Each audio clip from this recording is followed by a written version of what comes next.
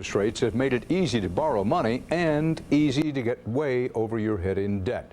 Americans are $729 billion deep in credit card debt alone. That's $2,500 for every man, woman, and child in the country. Many are turning to credit counselors for help, but you have to be careful where you put your trust and your money, as CBS's MIKA BRZEZINSKI reports in tonight's Consumer Alert. Are monthly payments eating up your entire paycheck? In the commercials, it sounds so simple. Credit counseling companies promise to eliminate your debt, and all you have to do is keep up one small monthly payment. I did my part. I gave them the money every month. Registered nurse Ramonita Barrios had a perfect credit rating until she was overwhelmed by medical bills after open heart surgery. Then she signed up with Financial Freedom, whose representatives promised to negotiate a lower rate on her credit cards and pay them off. And did they help pay your bills? No, they didn't pay not one. The people who thought they were getting out of trouble have just gotten deeper. Critics say even honest credit counselors don't really work for consumers because they get paid by the credit card companies. The more they can get you to pay, the more they can collect. That's like a collection agency. But in Ramonita Barrios' case, they didn't pay her bills at all. First, interest rates and late fees started piling up. Then she started getting threatening collection calls. Financial Freedom told me, don't worry about it, you'll get these calls, just send them to me.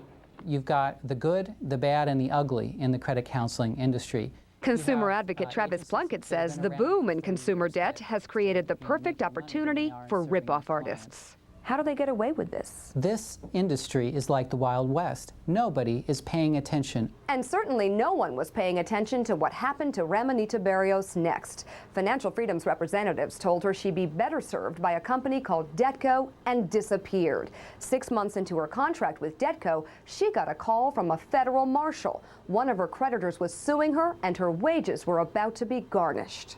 I was scared I was going to lose my paycheck. I thought I was going to lose my apartment. I thought I was going to lose my car.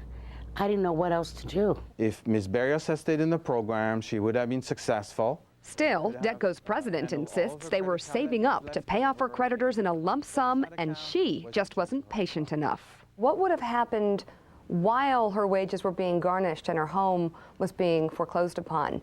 These things were happening now. Correct. But we have ways of talking to the creditors and having them back off from the position they take. But they didn't. And finally, Ramonita Barrios walked into the very place she'd gone into credit counseling to avoid. The one thing that I didn't want to do was go into bankruptcy. And that's exactly what happened.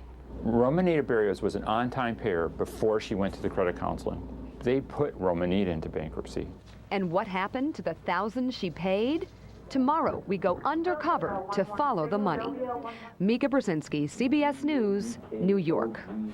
A new study, the largest of its kind, reveals a possible hidden price of war.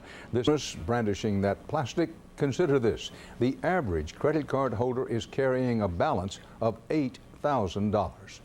Every year, 3 million Americans unable to pay what they owe turn to a credit counselor. Picking the wrong one could be the biggest mistake of your life, as MIKA BRZEZINSKI reports in tonight's Consumer Alert. It's very confusing. To this day, Ramonita Barrios doesn't understand exactly how she was driven into bankruptcy, but she knows how it started.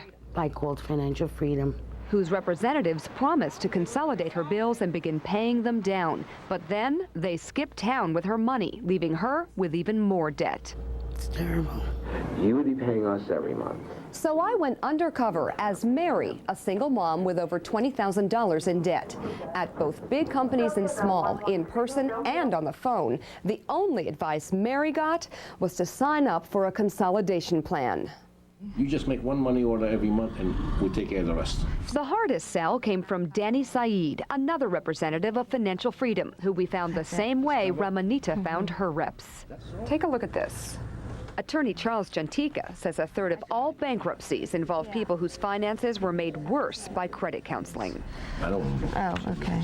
Now, what did he just push away there? Well, this is me trying to show him my budget and my pay stubs, and he didn't want to see them. Well, how is he going to work out a payment plan with you if he doesn't know how much you make and what your expenses are?